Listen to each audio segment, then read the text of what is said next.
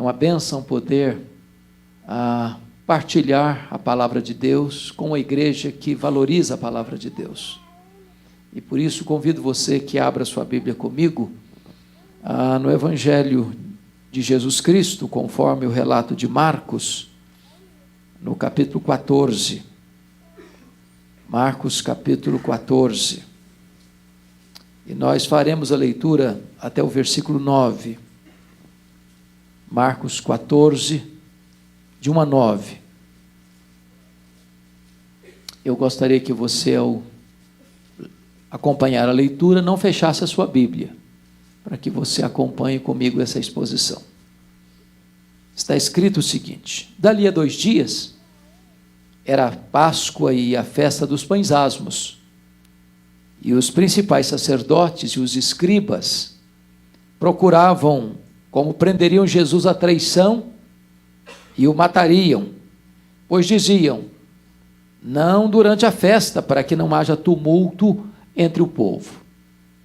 Estando Jesus em Betânia, reclinado à mesa em casa de Simão, o leproso, veio uma mulher trazendo um vaso de alabastro com preciosíssimo perfume de nardo puro, e quebrando o alabastro, derramou o bálsamo sobre a cabeça de Jesus. Indignaram-se alguns entre si e diziam: para que esse desperdício de bálsamo? Porque este perfume poderia ser vendido por mais de 300 denários e dar-se aos pobres. E murmuravam contra ela. Mas Jesus disse: deixai-a, por que a molestais?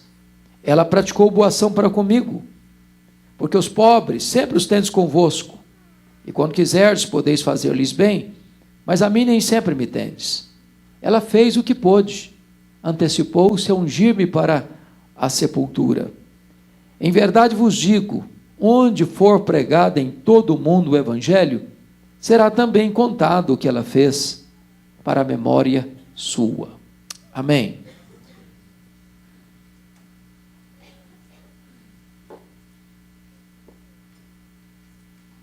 Meus irmãos, o contexto desta passagem está meridianamente claro.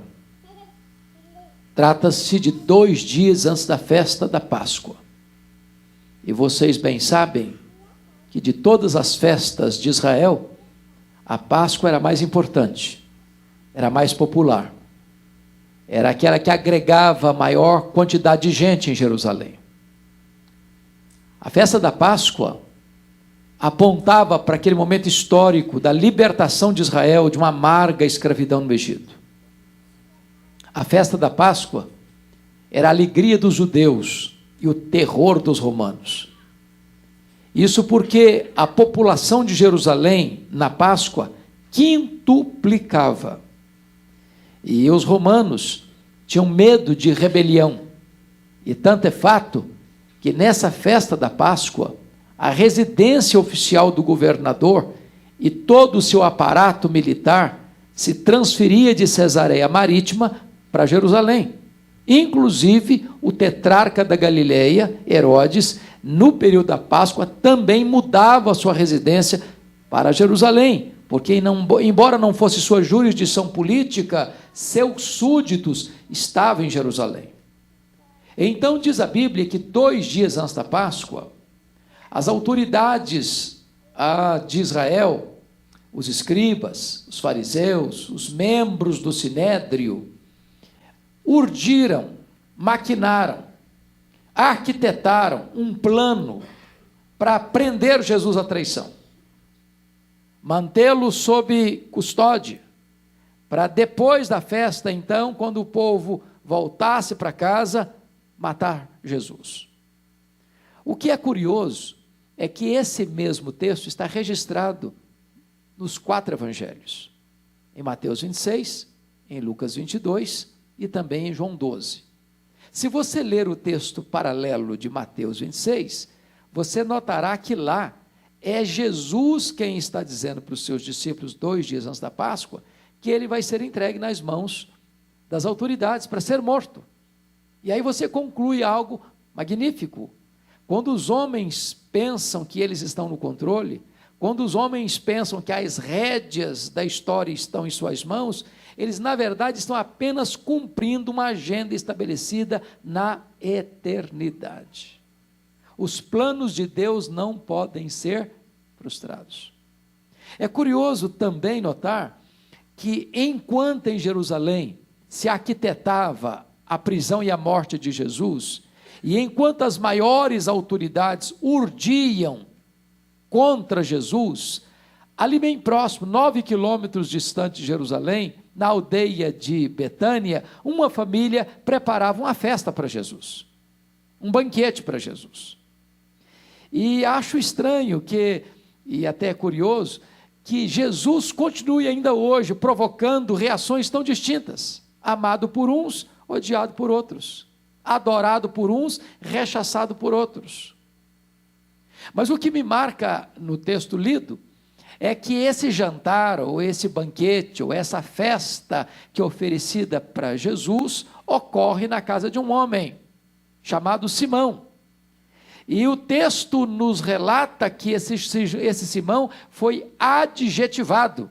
Botaram nele uma espécie de apelido, de alcunha, um epíteto. Simão, o leproso. Quem é Simão? Eu não sei, a Bíblia não relata. Não sei se é o marido da Marta, eu não sei se é o pai da Marta, porque a Marta está servindo nesse jantar. Lázaro, recém-ressuscitado, está à mesa com Jesus nesse jantar. Mas não dá para cogitar. E aqui aprendi um lema que vale a pena sempre recordar. Onde a Bíblia não tem voz, nós não deveríamos ter ouvidos. Então, não cogitemos. Mas destaquemos o ponto. Simão, o leproso. A pergunta que eu faço a vocês é esta: esse Simão ainda era leproso? E a resposta categórica e insofismável é um sonoro não. Claro que não, não podia ser. Por que você sabe disso? Porque se eu fosse leproso, eu não podia ficar em casa. Se eu fosse leproso, eu não podia receber ninguém para um jantar. Se ele fosse leproso, eu não podia estar à mesa. Se ele fosse leproso, eu tinha que estar num leprosário. Agora, notem o registro bíblico. O texto não diz que o jantar aconteceu na casa de Simão, o ex-leproso. O texto é claro. O jantar aconteceu na casa de Simão, o leproso. Como entender isso? Esse texto está registrado certamente para nos alertar de um grande problema ainda hoje. Que problema? O problema de rotular pessoas. O problema de carimbar gente. O problema de impor uma tatuagem existencial nas pessoas. Sabe por quê, irmãos? Rótulos ficam, mesmo quando eles não são necessários mais. Por exemplo, o doente foi curado, o cativo foi liberto, aquele que estava perdido foi encontrado, aquele que estava arruinado foi salvo, mas o rótulo fica. Não rotule gente. Também, curiosamente, quem se destaca nesse jantar é uma mulher. É uma mulher. No texto de Mateus 26, essa mulher é incógnita. No texto de Lucas 22, que é o mais breve dos registros, não menciona o nome dela também. O texto lido, essa mulher também não tem nome, nós não sabemos quem é uma anônima. Mas no texto paralelo de João 12, sabemos que esta mulher é Maria, irmã de Marta e de Lázaro. E talvez nenhum personagem na Bíblia tenha uma biografia mais interessante e bela do que Maria, porque ela só aparece 3 vezes nos evangelhos.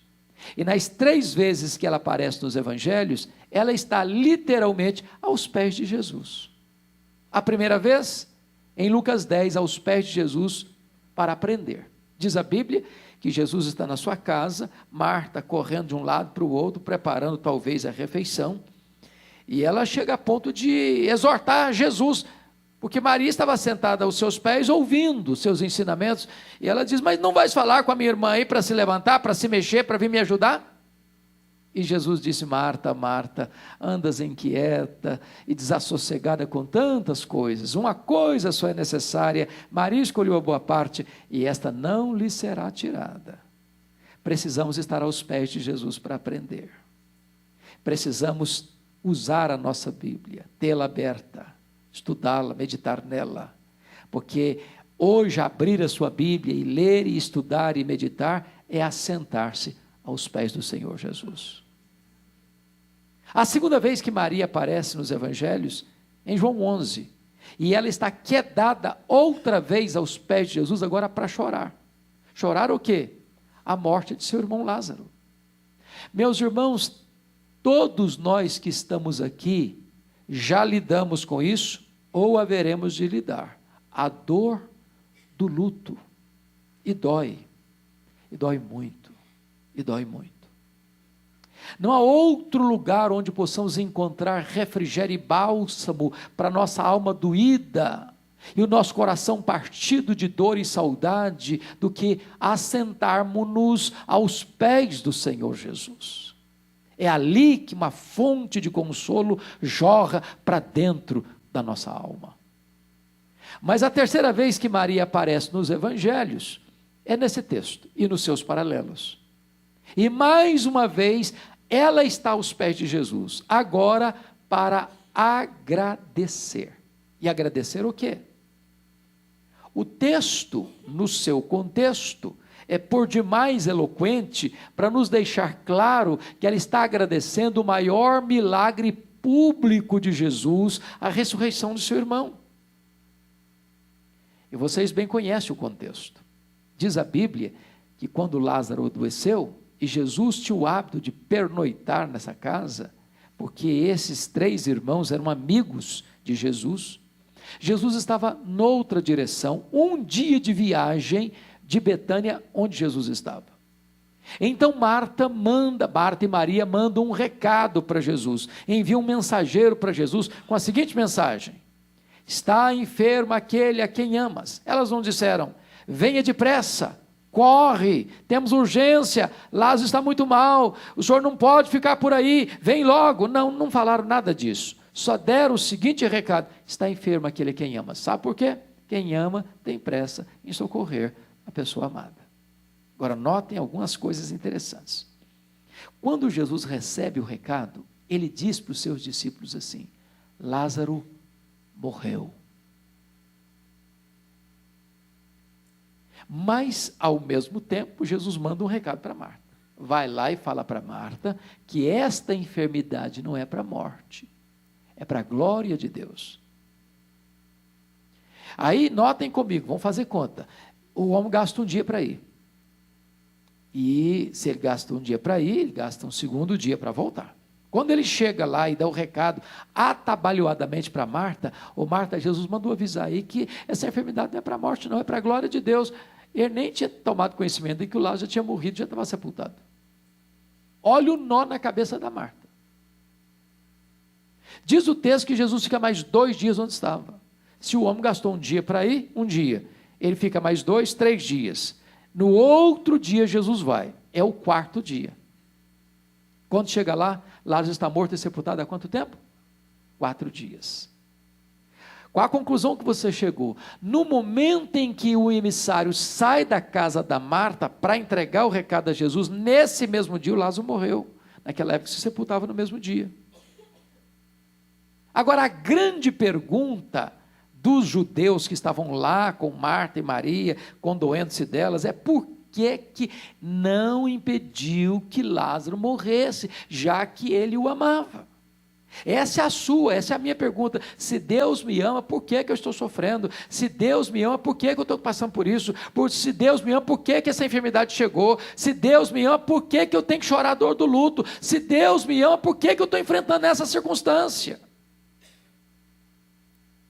Ou, talvez a sua pergunta seja outra. Se Ele me ama mesmo, por que está demorando tanto em resolver meu problema? Será que Ele não está vendo? Que eu estou sofrendo, que eu estou chorando, que eu estou aflito, que eu estou angustiado. Por que tem que demorar tanto? Por que ele não veio? Talvez as perguntas que se faziam a Marta era esta lá. Marta, eu acho que ele não vem não.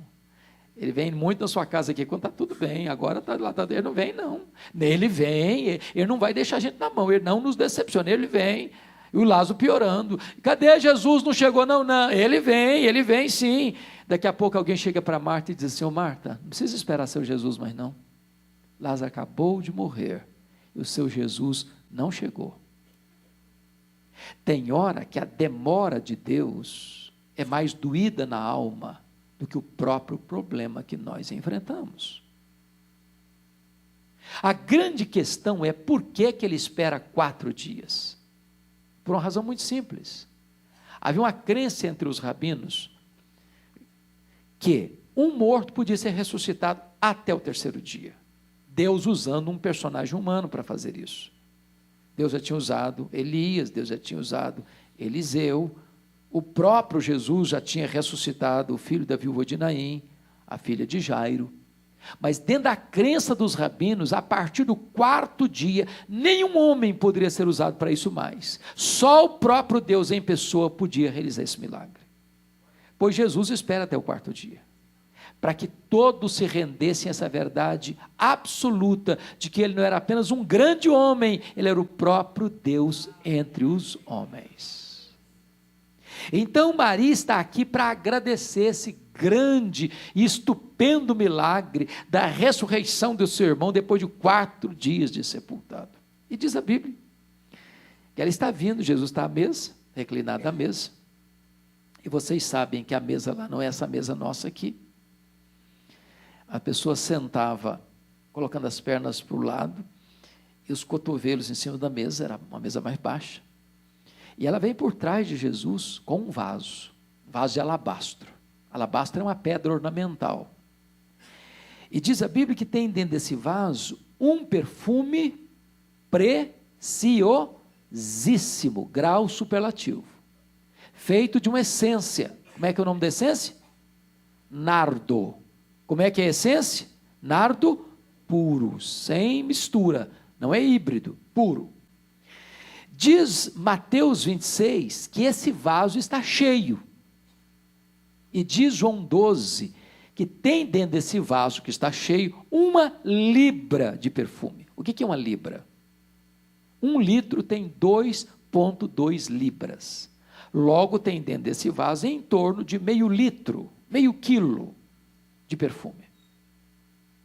Então ela vem, Jesus está reclinado à mesa, e ela, ao ficar por trás dele, quebra o vaso, e todo esse perfume é derramado na cabeça de Jesus.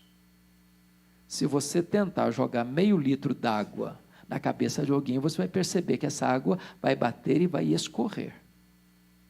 Diz João 12 que toda a casa se encheu com perfume, e esse perfume escorre pelo corpo de Jesus, como que preparando-o para a sepultura, chega aos pés de Jesus, porque não é água, é um perfume que tem viscosidade. E ela então solta os cabelos e começa a enxugar os pés de Jesus com seus cabelos. Diz a Bíblia que os discípulos de Jesus ficam irritadíssimos com o seu gesto, irritadíssimos.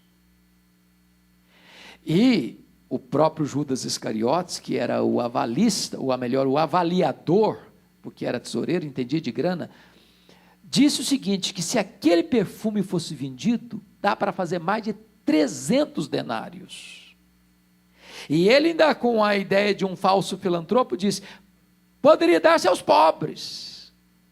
E Jesus sai em defesa de Maria e disse, deixai-a, por que a molestais? Ela praticou boa ação para comigo.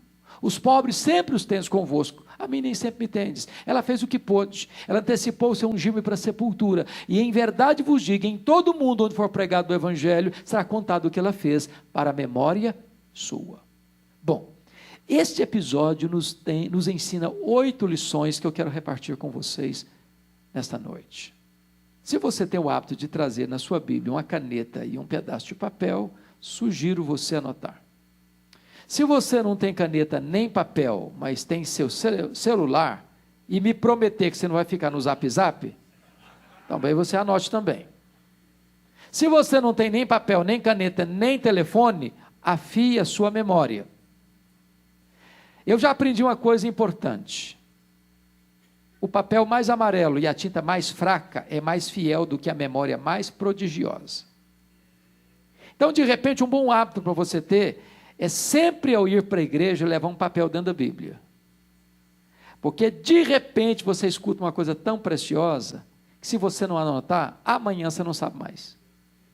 Mas se você anotar, semana que vem, o mês que vem, o ano que vem, se você recorrer a essas notas, tudo aquilo que você ouviu vem à tona e você é edificado outra vez e outra vez e outra vez. 8 lições que nós vamos aprender com esta mulher. Primeira lição, olha o versículo 8 comigo, parte A, está escrito assim: ela fez o que pôde. Você pode repetir essa frase comigo? Ela fez o que pôde. Toda vez que eu escuto esse texto, ou leio esse texto, eu pergunto a mim mesmo: meu Deus, eu estou fazendo o que eu posso para Jesus? Você está fazendo o que você pode para Jesus? Mas está fazendo tudo o que você pode? Porque às vezes nós fazemos, mas fazemos relaxadamente. Às vezes nós fazemos, mas não fazemos de todo o nosso coração. Às vezes nós fazemos, mas não fazemos com a melhor das motivações. Ela fez o que pôde. É hora de você perguntar para você, se você tem dado o seu melhor para Jesus nesse sentido. O que você pode? Do seu tempo, dos seus talentos, dos seus dons, dos seus recursos, do seu coração, da sua emoção, da sua vida. Eu gosto muito da história da igreja. E eu já tenho aprendido uma coisa: quando você não aprende da história, você repete seus erros. Porque a história ou é sua pedagoga, ou é sua coveira. E vocês bem se lembram de um movimento que surge no século XVIII na Alemanha. Precisamente no dia 23 de setembro de 1723, às 11 horas da manhã, com o conde Ludwig von Zinzendorf, que começa uma reunião de oração na Alemanha que dura 100 anos, ininterruptamente, que desencadeia na Alemanha o movimento dos morávios, que vai desembocar na maior ação missionária da história da igreja, a ponto de cada 25 moravianos sustentarem um missionário fora da Alemanha, sendo eles pobres. E há fatos assim tão lindos que alguns moravianos, não tendo dinheiro para enviar para a obra missionária, se vendiam como escravos, para comprar passagem de ida, para os povos mais longínquos da terra, para dedicar o resto de seus dias lá, para levar aqueles povos à esperança do Evangelho. Quando eu penso numa cena dessa, eu pergunto a mim mesmo: eu estou fazendo o que eu posso? Tudo o que eu posso? Maria fez o que pôde. Segunda lição que eu aprendo com Maria, versículo 3. Ela fez o seu melhor. Prestem bem atenção, meus irmãos, que esse perfume preciosíssimo, feito de nardo puro, não era um perfume que você encontrava numa loja de perfumaria da época. Até porque essa essência não tinha em Israel. Essa essência na época só era encontrada nas cordilheiras do Himalaia, de um arbusto seco que era moído e transportado em lombos de camelos. Não apenas era um perfume preciosíssimo, caríssimo, mas também raríssimo. E tão caro, tão caro, tão caro, que menos de meio litro de perfume é avaliado em mais de 300 denários. Isso significa o seguinte, que cada grama desse perfume custa 1 denário. O que é 1 denário? Era o salário de um trabalhador durante um dia. Agora pense comigo, você trabalhar o dia inteiro, para no final do dia você comprar uma gota de perfume. 1 grama de perfume. Em outras palavras, dentro daquele vaso de pedra que comportava aproximadamente meio litro, era uma pedra ornamental, tinha ali dentro a poupança de 1 ano de trabalho. Agora eu pergunto para você, quando você quando você tem um perfume caro, porque eu sei que vocês têm perfume caro, sei que vocês gostam, como é que vocês usam? É só uma gotinha, não? E só em dias especiais também, não? E depois que você paga um salário, um dinheirão num vidro de perfume, você diz assim, tem que durar pelo menos 1 ano. Agora notem vocês que ela não abre o vaso. Ela não abre o vaso. Ela quebra o vaso. A grande pergunta é por que ela quebra esse vaso? Porque ela está dizendo o seguinte, eu não quero que sobre nenhuma gota. Tudo que eu tenho está a serviço de Jesus. Eu quero dar para Ele o meu melhor.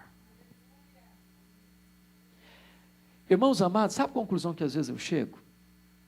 É que aqueles que não conhecem a Deus como você e eu conhecemos, no seu zelo sem entendimento, eles são mais dedicados em servir aos seus deuses ou aos seus ídolos do que nós o somos em servir ao Deus da nossa vida.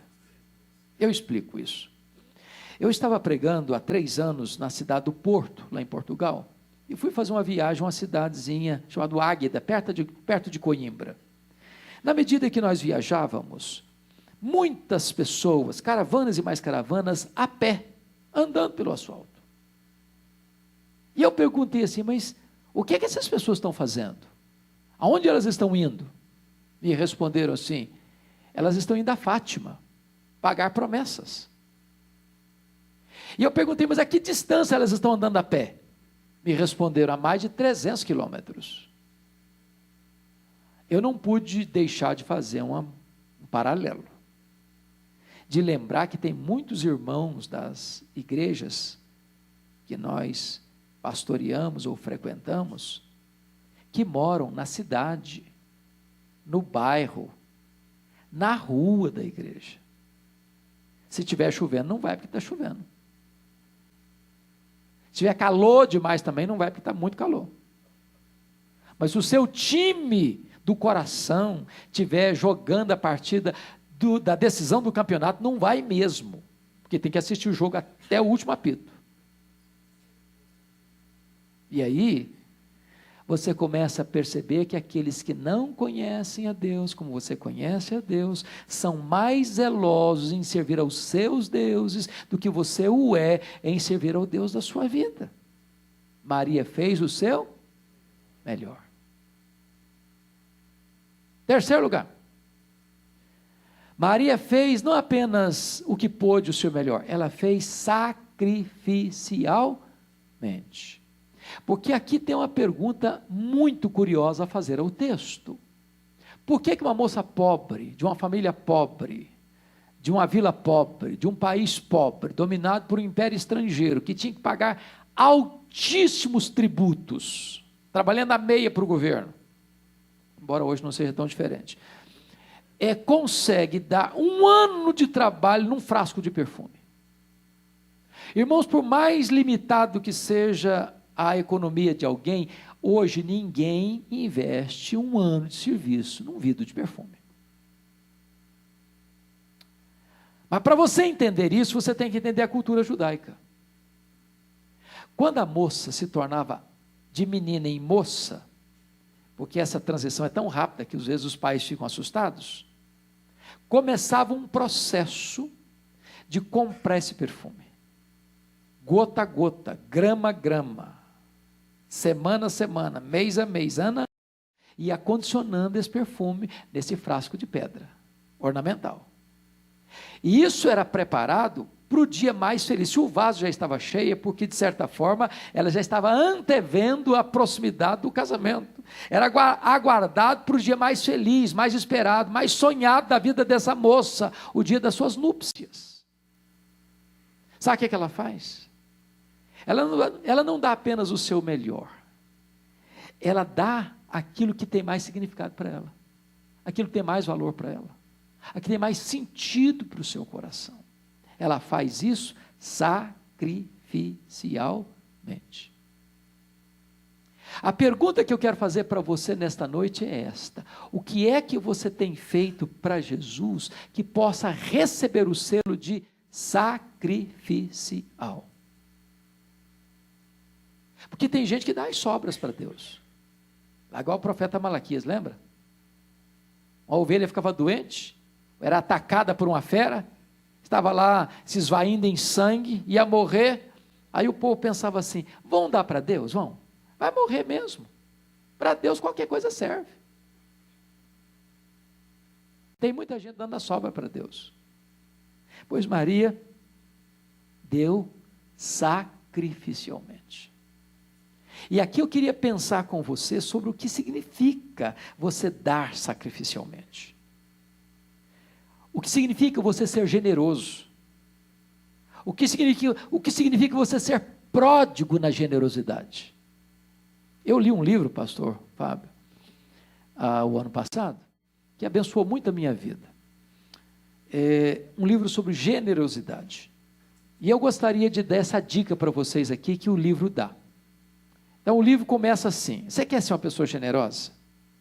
Você quer aprender isso? Você quer se matricular nessa escola? Então vamos dar uma dica. Amanhã, quando abrir o comércio, compre uma jarra bem bonita, de vidro, transparente. Agora, se você é daquelas pessoas assim requintadas, compra de cristal, não tem problema também. Para uma única finalidade, você vai botar nessa jarra terra. Não bota flor não, terra, só terra. E deixa na sua sala, onde você passa todo dia para lá e para cá. Para você passar e olhar para essa jarra, para lembrar duas coisas a você. Primeiro, de onde você veio? Você veio do pó. Segundo, para onde você vai? Você vai voltar para o pó. Então, outra pergunta: quanto você trouxe do pó? Nada. Quanto você vai levar para o pó? Também nada. Não tem bolsa e mortalha, não tem gaveta em caixão, nem caminhão de mudança e enterro. Ora, se você não trouxe nada, se você não vai levar nada, conclusão: você não é dono de nada. Você é apenas mordomo do dono. Agora, quem é o dono? É Deus. Como é que é o dono? Ele é generoso. O que é que o dono requer dos seus mordomos? Que sejam encontrados fiéis. Qual a única maneira de você ser fiel ao dono? É ser generoso com o que é do dono, porque o dono é generoso. Por que você e eu temos dificuldade de sermos generosos? Porque nós temos a síndrome de dono. Se você tem síndrome de dono, você quer para você, é seu. Mas se você entende que você é mordomo do dono, e que o dono é generoso, e que o que o dono espera de você é que você seja fiel na mordomia daquilo que ele colocou na sua mão, então você não pode deixar de ser generoso com aquilo que é do dono, porque o dono estabeleceu você como administrador dos recursos dele, para que você espalhe a generosidade prodigamente às pessoas que estão à sua volta. Agora deixa eu lhes... Eu preguei recentemente em João Pessoa, no congresso da Juvep, e o pastor Sérgio, presidente da Juvep, me contou uma história que eu já conhecia fragmentadamente, mas não conhecia a história completa. E a história é muito interessante porque trata de uma oferta sacrificial. Aconteceu em Itaporanga, interior, sertão da Paraíba, Igreja Batista Missionária. O pastor da igreja tinha um programa de rádio que alcançava mais de 40 mil pessoas na região, e a igreja sem dinheiro, sem condições de pagar o programa, ficou 2 meses sem pagar. E aí a direção da rádio deu um checkmate no pastor e disse o seguinte: olha, pastor, ou o senhor paga até amanhã, segunda-feira, ou nós vamos tirar o programa do ar. O pastor, muito aflito, chegou domingo à noite na igreja, fez um apelo, um desafio para a igreja, porque o programa não podia sair do ar. Estava lá no culto Dona Lourdes e Sotota, eram meeiros. Essa palavra meeiro todo mundo entende, né? Meeiro é a pessoa que trabalha na terra de uma pessoa, planta, e ao colher o que planta, metade é do dono da terra e metade é para ele. Então o Sotota e a Dona Lourdes voltando para casa, 6 quilômetros a pé, conversavam sobre a necessidade de levantar o dinheiro para pagar o programa, para o programa não sair do ar. E a Lourdes falou: Tota, nós temos que ajudar. O Tota disse: mas Lourdes, nós não temos dinheiro. O que nós vamos fazer? A Lourdes: mas nós precisamos ajudar. Aí lá pelas tantas, na caminhada, a Lourdes falou o seguinte: bom, nós vamos dar então o seguinte, nós vamos dar o nosso melhor. O que nós temos de melhor? O melhor que nós temos lá em casa é o galo. Tem um terreiro com várias galinhas, só tem um galo. Nós vamos dar o galo, o melhor que nós temos. O Tota concordou. Segunda-feira de manhã, Dona Lourdes pegou o galo, botou debaixo do braço, 6 quilômetros para a cidade, a pé. Chegou, bateu na casa pastoral, disse: pastor, eu vim trazer a nossa oferta. Eu vim trazer o que eu tenho de melhor em casa. Isso é para ajudar a pagar o programa de rádio. O pastor agradeceu. Quando ela virou as costas para ir embora, ele falou: meu Deus do céu, o que é que eu vou fazer com esse galo? O que é que eu vou arrumar com isso? Pensou ele: bom, vou fazer uma rifa. Aí pensou melhor: não, rifa não vai pegar bem. Não vai pegar bem para a igreja, o negócio vai dar certo não. Aí um irmão se aproxima dele e falou: pastor, vamos fazer o seguinte, vamos botar isso nas redes sociais. Vamos contar o testemunho da Dona Lourdes. Botar nas redes sociais. Essa informação chegou ao pastor Jeremias Pereira, lá da 8ª IPB de Belo Horizonte, que já ajuda há muitos anos pessoas no sertão. Quando ele recebe e lê essa história, ele fica muito comovido. Chega na igreja no domingo e diz: meus irmãos, surgiu essa e essa necessidade. Contou a história da mulher do galo, e aí levantaram uma oferta no culto. E essa oferta correspondia a 2 anos de mensalidade do programa. Aí mandaram para o pastor, falou: pastor, o senhor fique tranquilo, porque o programa está garantido 2 anos. Aí o pastor Jeremias foi pregar lá no Canadá, lá em Toronto. Aí contou a história da mulher do galo. Aí os irmãos da igreja perguntaram assim: nós queremos saber se a Dona Lourdes tem algum desejo, algum sonho, alguma necessidade. Ela tem sim, ela mora numa casinha de chão batido, ela não tem energia, mas não tem geladeira, não tem um fogão. O sonho dela é ter uma geladeira para beber uma aguinha gelada no calor escaldante do sertão e fazer um chup-chup para vender, pegar uns trocos. Então pode falar com a Dona Lourdes que nós estamos mandando dinheiro para comprar uma geladeira nova, para comprar um fogão novo, está resolvido esse problema. Aí outra igreja escuta a história da mulher do galo. Quer saber como é que é essa terra que a Dona Lourdes trabalha? Como é que é o tamanho dessa terra? Como é que é essa terra? Vamos comprar essa terra para ela. Ela não vai ser meia mais não, ela vai ser a proprietária da terra. Comprar a terra, passar a escritura. A terra onde ela trabalhava passou a ser dela. Aí uma outra igreja escutou a história da mulher do galo. Quer saber como é que é essa terra? Vamos mandar um engenheiro agrônomo lá. Vamos mandar uma pessoa para examinar esse terreno, para irrigar esse terreno, para adubar esse terreno, para produzir mais. E assim fizeram. Aí o pastor estava pregando em Nova York. Contou a história da mulher do galo. Aí a igreja perguntou assim: nós queremos saber como é que é a casa da Dona Lourdes. Ah, ela mora numa casinha de chão batido ainda. Sabe o que é chão batido? Não tem nem piso. Ela mora numa casinha de chão batido ainda. Pois bem, então nós vamos construir uma casa nova, uma casa grande, com varanda, equipar a casa dela de tudo bom e do melhor. E assim fizeram. Aí um repórter da Christianity Today, talvez a mais importante revista periódica evangélica do mundo, ouviu essa história da mulher do galo. E o repórter pegou um avião em Nova York, desceu em João Pessoa, pegou um carro rumo ao sertão em Itaporanga, para escutar a Dona Lourdes, para fotografar a Dona Lourdes e o seu Tota, e para contar essa história para o mundo inteiro. É claro que quando a Dona Lourdes e o seu Tota deram o galo, eles não esperavam receber um galinheiro de volta. Deram sacrificialmente. Não é barganha com Deus, não é troca com Deus. Não é teologia da prosperidade. Se você der 100, você recebe 900. Não, é dar sacrificialmente. Quarta lição que nós aprendemos com Maria. Veja aí versículos 4 a 6. Ela fez apesar das críticas. Meus irmãos, eu sou pastor há 36 anos. Eu nunca vi uma pessoa que se levantou para fazer algo relevante no reino de Deus que não tenha enfrentado críticas. Quem tem medo de críticas não serve a Deus. Quem tem medo de críticas está mais interessado nos aplausos dos homens do que na aprovação de Deus. Quem tem medo de críticas ama mais a si mesmo do que a Deus e a sua obra. Se você perceber, Maria enfrenta três críticas, e a primeira crítica está no versículo 4, olha aí o que está acontecendo, está escrito: indignaram-se alguns entre si, diziam, para que esse desperdício de bálsamo? Quem são esses alguns aí? São os discípulos,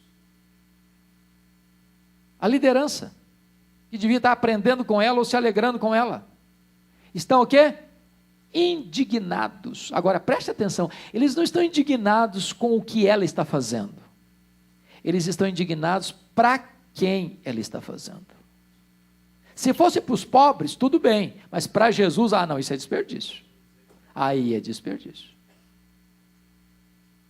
Segunda crítica está no versículo 5, olha aí. Está escrito: porque este perfume poderia ser vendido por mais de 300 denários e dar-se aos pobres, e murmuravam contra ela. Segunda crítica é murmuração. Você conhece o que é murmuração, sabe? Acho que aqui na igreja de Guará 2 não existe isso. Os irmãos não lidam com esse problema, graças a Deus. Mas murmuração é um negócio que fermenta, que azeda. E notem vocês que eles pensaram e disseram assim: com essa grana aí, dava para dar muita Bolsa Família. Dava para comprar muita cesta básica. Dá para resolver o problema social de muita gente. Mas sabe quem avaliou com muita precisão esse valor? Judas Iscariotes. E lá em João 12, o texto paralelo, é nesse contexto aqui que a Bíblia diz que ele era ladrão. A frustração de Judas é que ele não botou a mão nessa grana. E é nesse contexto aqui que ele sai dessa casa aqui para ir vender Jesus por 30 moedas de prata. Mas a terceira crítica está no versículo 6, olha aí comigo. Mas Jesus disse: deixai-a, porque a molestais. Ela praticou boa ação para comigo. Molestação, indignação, murmuração, molestação. Molestar hoje é crime, da cadeia. Se Jesus não saísse em defesa de Maria, os discípulos teriam arrebentado com ela. Então deixa eu dizer uma coisa para você, meu amado: você está fazendo a obra de Deus? As pessoas estão criticando você? As pessoas estão indignadas? Estão murmurando? Estão molestando? Continue fazendo a obra de Deus. Porque senão, você conhece crente hipersensível? Crente cristal? Crente que diz: pastor, eu até que me dispus a trabalhar na igreja, até comecei a trabalhar, começar a me criticar também, agora não quero saber de mais nada, não faço mais nada também. Meu irmão, minha irmã, você não faz nada para receber aplauso, você faz para a glória de Deus. Você faz para a glória de Deus. Quinta lição que nós aprendemos com Maria: ela fez somente para agradar o Senhor Jesus. Está em João 12 que ela enxuga os pés de Jesus com seus cabelos. E eu pergunto a você: o que significa isso para a cultura brasileira? Nada, nada. Só um ato de humildade.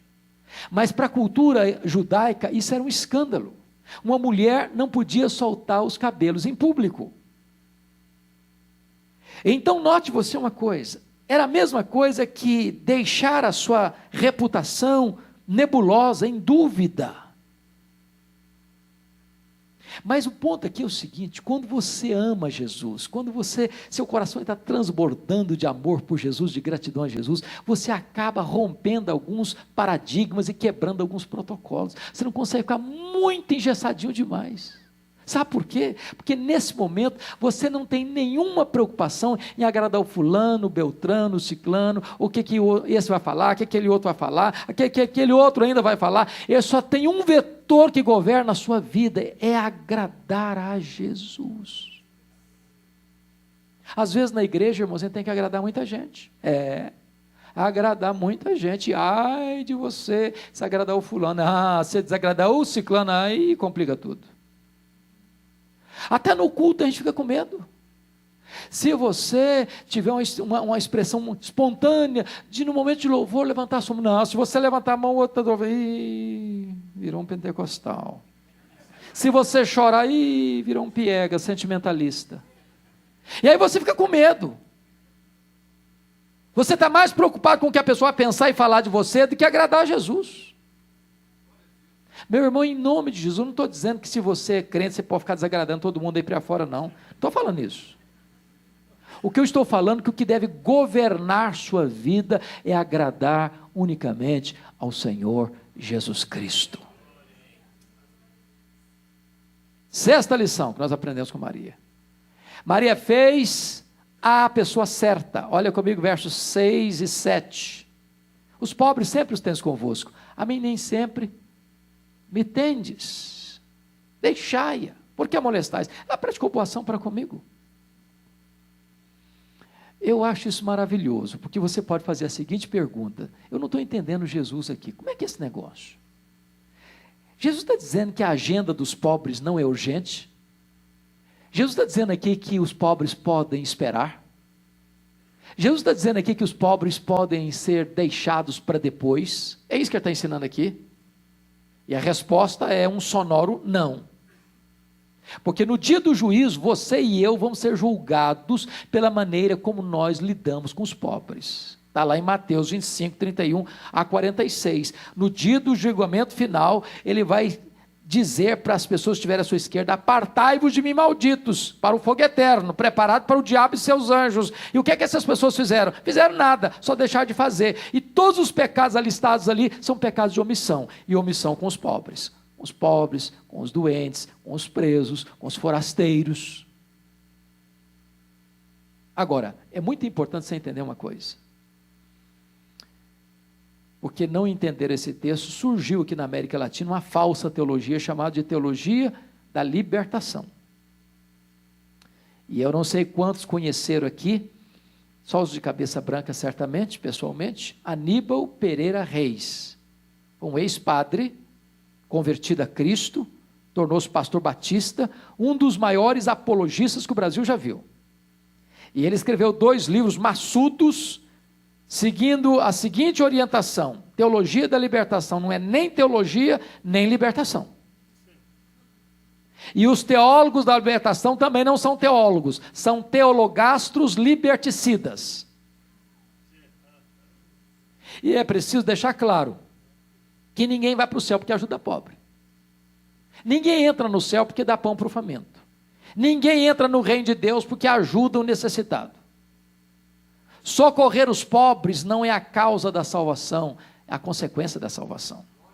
Você não ajuda os pobres para ser salvo, você ajuda os pobres porque foi salvo pela graça. Quem move você rumo à compaixão é Jesus Cristo. Porque você foi alcançado pela graça, você quer dar graças a Deus por essa salvação gratuita, e aí então você é generoso, e você abençoa as pessoas que estão à sua volta. Por isso Maria fez a pessoa certa. Penúltima lição, 7º lugar, Maria fez no tempo certo. Olha o verso 8, a parte B. Ela antecipou-se a ungir-me para a sepultura. Agora, deixa eu pegar um gancho aqui para esclarecer isso para vocês. Lá em Lucas, capítulo 8, vocês se lembram que algumas mulheres passaram a sustentar o ministério de Jesus financeiramente? Lembram disso? Mulheres que foram curadas, mulheres que foram libertas e muitas outras. Agora, eu não sei se você já parou para perceber o contexto. Logo anteriormente, há um momento que Jesus disse que ele iria ser entregue nas mãos dos homens para ser morto, para ser crucificado, para ressuscitar o 3º dia. Essas mulheres estão lá escutando isso.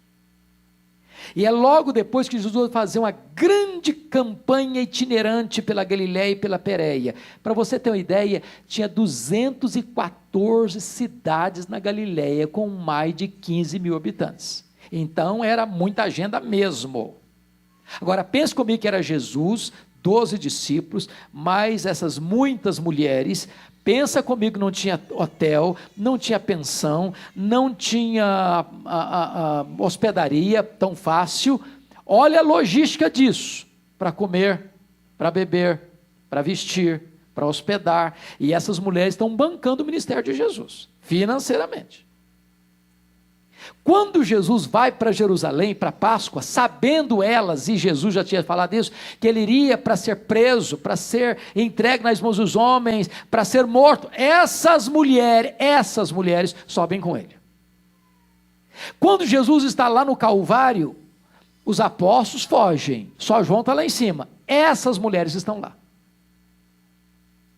Quando Jesus morre e é sepultado, preste atenção no que eu vou dizer agora, para vocês entenderem bem esse contexto.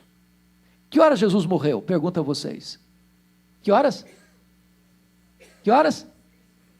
3 horas da tarde, trocando em miúdos no nosso horário, 3 horas da tarde. Que horas ele foi sepultado? Necessariamente antes das 6, porque de 6 começava o sábado. Agora preste atenção. É necessário. Morreu, 3 horas. 3 horas, durou 3 horas. Então, tem que tomar uma decisão. Alguém tem que ir a Pilatos. Mas quem é esse alguém? Não, se for qualquer pessoa não vai resolver. Então vamos escolher aqui o José de Arimateia, porque ele era um discípulo anônimo. Tem um texto que diz que ele era senador, ele era um membro do Sinédrio, era um camarada que tinha uma posição alta da sociedade. Lá ele vai ter livre entrada no palácio, vai conseguir falar com o governador. Ele tem que sair do local, ele tem que ir lá no Pilatos, ele tem que pedir permissão, o Pilatos tem que resolver dar permissão, tem que escrever a permissão, tem que voltar com a permissão, agora tira o corpo, agora limpa o corpo, agora corre no mercado, agora compra lençol, agora compra as pressas, perfume, e enrola o corpo, agora tem que descer da montanha, tem que levar para a sepultura. 3 horas é o quê? Muito pouco, gente. Muito pouco tempo para tudo isso. Agora, preste atenção no que eu vou dizer. Essas mulheres, não eram outras, essas mulheres que estavam lá em cima descem, não consta que nenhum apóstolo desceu para o sepultamento. Essas mulheres viram onde e como Jesus foi sepultado. Repete essa frase comigo. Viram onde e como Jesus foi sepultado. Quando passou o sábado, o que essas mulheres fizeram? Correram no mercado, compraram o quê? Bálsamo, perfumes. Por quê, gente? Por quê? Por quê? Deixa eu fazer uma declaração aqui. Mulher, via de regra, não gosta de nada mal feito. Elas viram o quê? Onde e como. O serviço ficou muito atabalhoado, muito apressado. Elas pensaram, vamos fazer direito. Então voltaram lá na madrugada do primeiro dia da semana, quando chega uma surpresa, a pedra está rolada, outra surpresa, o túmulo está aberto, outra surpresa, entraram, o túmulo está vazio, outra surpresa, quando estão saindo do túmulo, um anjo sentado em cima da pedra e perguntando assim para ela, o que você vai fazer aqui? Procurar entre os mortos aquele que está vivo. Ele não está mais aqui não, ele ressuscitou. Agora, essas mulheres fizeram tanta coisa para Jesus, não fizeram uma coisa. Não fizeram o que Maria fez, antecipou-se a ungir-me para a sepultura. Sabe o que o anjo está dizendo para elas? Agora eu não preciso mais disso. Agora não adianta mais. Agora vocês não têm chance mais. Agora vocês perderam a grande oportunidade. Não dá mais. Então, qual a lição que você e eu aprendemos? Tem coisas na vida que você ou faz hoje, ou nunca mais vai fazer amanhã. Você tem que demonstrar amor para alguém, demonstre hoje. Você tem que dar uma palavra boa para encorajar alguém, dê hoje. Você tem que enfiar a mão no bolso e dar uma oferta para uma pessoa necessitada, dê hoje. Você tem que pegar seus filhos no colo para dar um beijo neles, dê hoje. Você tem que dizer para o seu marido, eu te amo, fale hoje. Você tem que dar um abraço na sua mulher e dizer, minha filha, eu amo você, fala isso hoje. Você tem que dizer para o seu pastor, eu te amo, fale isso hoje. Hoje, porque amanhã pode ser tarde. Eu não sei quanto a vocês, mas uma coisa que me choca profundamente na cultura brasileira são os nossos funerais. Me choca. Sabe por que me choca? Eu nunca vi ninguém receber mais elogio do que defunto. Já viu? É uma rasgação de seda em cima do caixão que não tem mais fim. A pergunta é se a pessoa que está ali, morta, em vida, escutou pelo menos um pouco daqueles elogios. Você já viu que defunto recebe mais flor do que vivo? Tem sentido isso? Não dá para entender, ué. Eu fui num funeral em Vitória, certa feita, e eu contei 86 coroas de flores no funeral. 86 coroas. Contrataram um caminhão só para levar as flores. E eu do lado observando, falei, Deus do céu, tadinho do defunto, não consegue tirar um botão de rosa mais, para que tanta flor para ele? Por que é que os defuntos recebem mais flores do que os vivos? É porque a voz do remorso é mais forte do que a voz da gratidão. Você quer dar flor para alguém? Dê em vida. Você quer homenagear alguém? Homenageie em vida. Eu, de vez em quando, eu vejo algumas coisas engraçadas nas igrejas. Faz uma sala bem bonita, assim, da mocidade, ou a sala, assim, do conselho da igreja, ou a sala, um prédio bonito, aí bota homenagem, fulano de tal. Aí você chega e pergunta, quem é esse irmão fulano de tal? Um irmão muito importante da igreja, morreu há 20 anos. Morreu há 20 anos, é? Que emoção que ele está sentindo? Nenhuma. Você quer homenagear alguém? Homenageie em vida. Você quer abraçar alguém? Abraça em vida. Você quer mandar flor para alguém? Manda em vida. Você quer abençoar alguém? Abençoe enquanto é tempo. Não faça o que Davi fez com Absalão. Passou 11 anos brigado com o filho. No dia que o filho morreu, aí ele abriu o bico para falar que amava o filho. Agora não adianta mais. O caminho está morto. Agora não escuta mais. Última lição, 8ª lição. Bom, já que vocês são bons de memórias, vão recordar os 7 primeiros. Então vamos lá. Primeiro, ela fez que pôde. Segundo, ela fez, isso é melhor. Terceiro, ela fez sacrificialmente. Quarto, ela fez, apesar das críticas. Quinto, ela fez só para agradar a Jesus. Sexta, ela fez para a pessoa certa. Sétimo, ela fez no tempo certo. Em 8º e último lugar, ela fez com reflexos para a eternidade. Olha o versículo 9. Em verdade vos digo, que onde for pregado o evangelho em todo o mundo, será também contado o que ela fez para a memória sua. Sabe o que me impressiona aqui? É que aquele episódio que ocorreu dentro de uma casa pequena, na pequena vila de Betânia, no recôndito daquele lar, está sendo proclamado os eirados da história, trombeteado nos ouvidos do mundo. E hoje, 9, isso mesmo? 9 de maio de 2018, essa profecia de Jesus se cumpre mais uma vez no templo da Igreja Presbiteriana Guará 2, Brasília, Brasil, América do Sul, no mundo.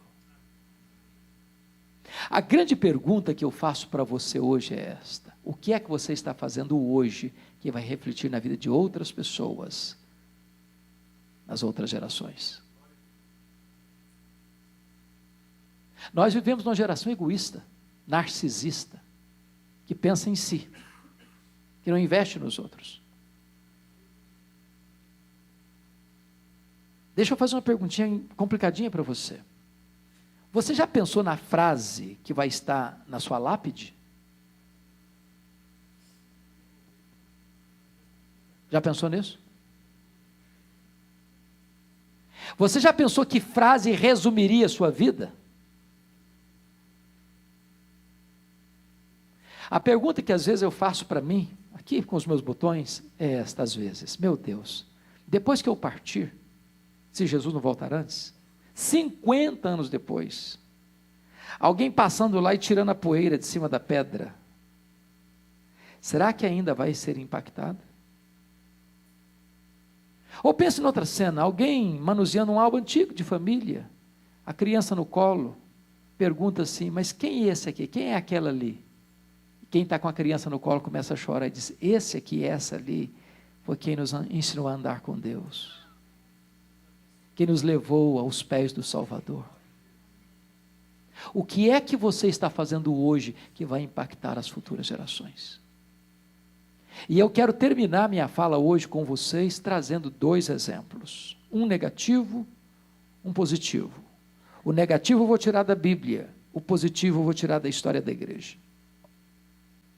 Está escrito lá no 2º livro dos Reis, capítulo 20, que o rei Ezequias foi um homem de Deus.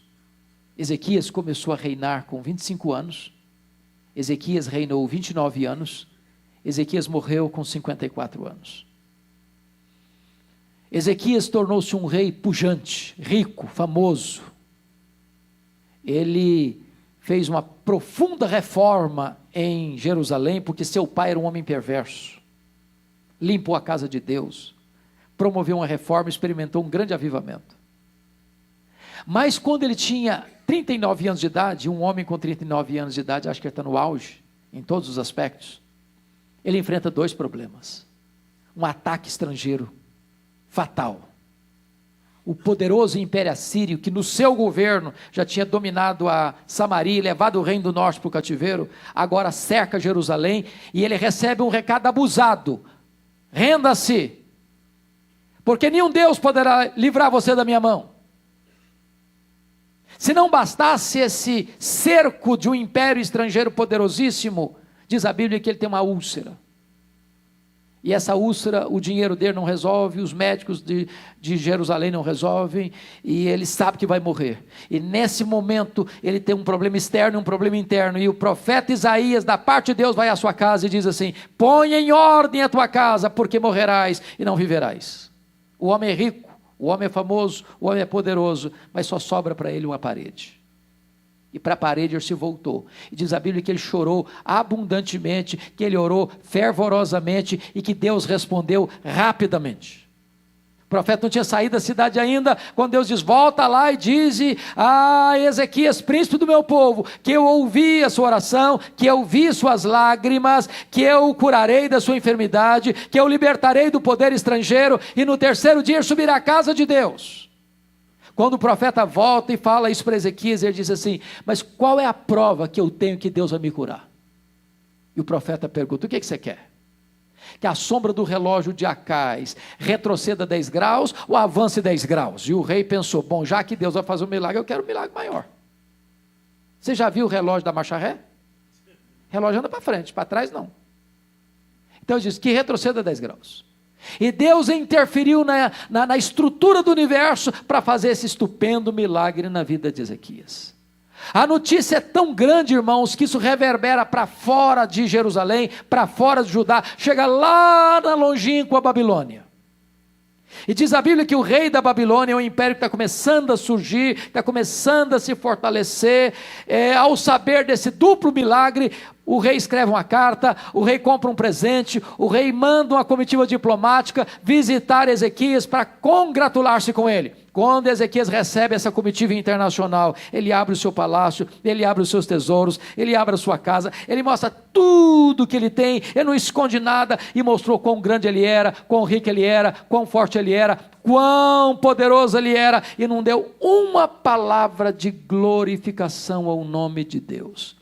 Diz a Bíblia em 2 Crônicas 32, que isso foi mal aos olhos do Senhor, porque o coração do rei se ensoberbeceu. Aí Deus manda o profeta Isaías de novo na casa dele. E aí, rei, estou sabendo que você recebeu visita. Recebi sim. De onde era? Lá da Babilônia. O que você fez? Mostrei tudo. Mostrei quão rico eu sou, quão forte eu sou, quão grande eu sou, quão poderoso eu sou. E o profeta diz: pois foi mal que você fez. Então agora escute a palavra do Senhor. Essa Babilônia virá amanhã, no futuro. E essa Babilônia, diante de quem você se engrandeceu, vai chegar e vai saquear tudo que existe, tudo, absolutamente tudo, toda a riqueza que foi ajuntada até hoje, daqui para frente, tudo vai levar embora, vai rapinar tudo, vai saquear tudo, vai levar tudo embora. E tem mais, rei: dos filhos que tu gerares serão levados cativos, vão ser escravos, vão ser prisioneiros. E tem mais, rei: dos filhos que tu gerares serão feitos eunucos para servir nos palácios, ou seja, vão ser castrados e não vão poder gerar mais. Você quer coisa pior que isso? Sabe qual foi a resposta do rei para o profeta? Boa é a palavra que tu disseste. Espera um pouquinho, acho que você não entendeu o que eu falei. Você não entendeu. Escuta de novo. Eu estou falando que a Babilônia virá, vai saquear tudo, os filhos vão ser escravos, os filhos vão ser castrados. Você entendeu agora? E ele repete: boa é a palavra que tu disseste. Ué, camarada, você perdeu o juízo? Você está doido? Não, ele está... Boa é a palavra que tu disseste. E ele explica: porque pelo menos eu, Ezequias, terei paz nos meus dias. Sabe o que ele está dizendo? Quando esse negócio aí acontecer, eu já empacotei. Eu já bati as botas. Quando isso acontecer, eu não estou mais aqui para contar a história. Sabe o que ele está dizendo, trocando em miúdos? Depois que eu morrer, desculpem da expressão, que se dane as futuras gerações, eu não estou nem aí. Lamentável. Lamentável. Você e eu precisamos estar sim comprometidos com as futuras gerações. Nós precisamos passar esse bastão para os nossos filhos, para os nossos netos, para as futuras gerações. Nós estamos comemorando 500 anos de reforma e não temos que celebrar na Europa, porque a igreja da Europa está morrendo. Os crentes não vão para a igreja mais. Templos se transformando em bares, em boates, em museus. Por quê? Porque os pais não investiram nos filhos. Você chega nos Estados Unidos hoje, com exceções, é claro, você olha, tem um mar de cabeça branca. Aliás, nem um mar mais não, gatos pingados de cabeças brancas. Eu estive o ano passado na igreja do nosso irmão João Calvino. Fui no culto do domingo. Tinha uns gatos pingados, cabecinhas brancas. Mas por quê, irmãos? Porque os pais não estão passando esse bastão para os filhos. E se nós não cuidarmos das futuras gerações, meus irmãos, nós vamos amanhã, quem sabe, herdar essa triste história de uma igreja de pessoas idosas, e quando elas partirem, aí a igreja vira museu.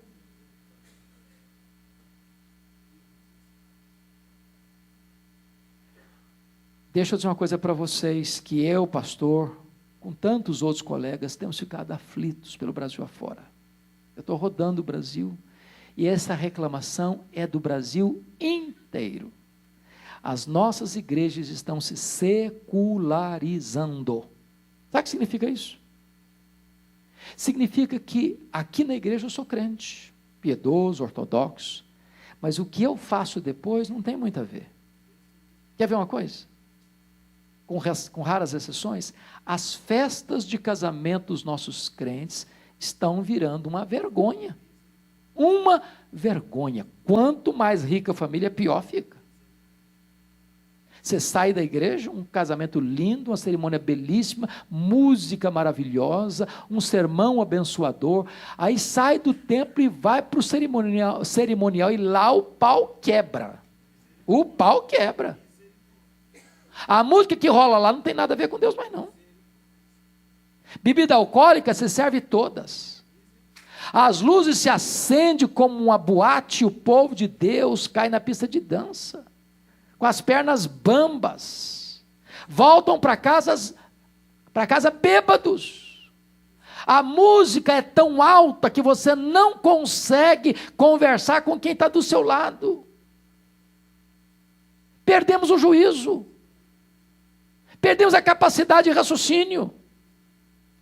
Entregamos e terceirizamos toda a música a um profissional que não tem talvez nenhum compromisso com valores do reino de Deus, e o que se canta lá, se você tiver condições de prestar atenção na letra, você fica chocado, escandalizado, porque coisa que ofende a santidade de Deus, que conspira contra os valores de Deus e da família. Ou botamos o pé no freio e tenhamos coragem de dizer, não, nós não fazemos assim, nós somos diferentes, nós somos povo de Deus, eu não preciso de álcool para me alegrar numa festa, eu não preciso de música mundana para me sentir bem numa festa, eu posso celebrar com temor, com alegria, com reverência, com prazer, com deleite, de maneira bonita e bela, louvado seja o Senhor. Mas deixa eu lhes dar o exemplo positivo para encerrar. Desculpem, porque eu estou passando bastante tempo hoje. O segundo exemplo eu vou tirar da história da igreja. Eu vou pensar com vocês no missionário David Livingstone, um missionário inglês que foi para a África.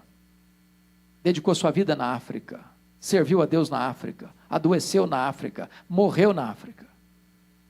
Quando ele morreu, os ingleses foram lá para a África para pegar o corpo dele e levar para a Inglaterra, para sepultar lá na Inglaterra. Os africanos disseram o seguinte, vocês podem até levar o corpo dele, mas o coração dele vocês não vão levar não. Ele amou a África, ele serviu a Deus na África, e o coração dele vai ser sepultado na África. Sabe o que fizeram? Abriram o peito dele. Não foi no IML não, posso garantir para vocês. Abriram o peito dele, arrancaram o coração dele, sepultaram o coração dele na África. Quando você vai a Malawi, lá tem uma catedral de chão batido. E lá tem uma placa de bronze na parede assim, para a glória de Deus e em memória de David Livingstone. Pegaram o corpo dele, levaram para Londres, sepultaram na abadia de Westminster, onde estão sepultados os reis e os nobres da Inglaterra. Lá tem uma placa de bronze na parede com os seguintes dizeres, para a glória de Deus e em memória de David Livingstone. A grande pergunta é essa, amados. De que maneira eu estou vivendo? Que Deus nos ajude a viver hoje de tal maneira que quando nós partirmos, a nossa vida continue inspirando pessoas a viverem para a glória de Deus. E a nossa memória não seja apagada na terra. Que Deus nos ajude a imitar essa mulher que viveu aos pés de Jesus para aprender, para chorar e para agradecer. Fazendo o que pôde, fazendo o melhor, fazendo sacrificialmente, fazendo apesar das críticas, fazendo só para agradar a Jesus, fazendo no tempo certo, a pessoa certa, com reflexos para a eternidade. Que Deus nos ajude e nos abençoe. Amém.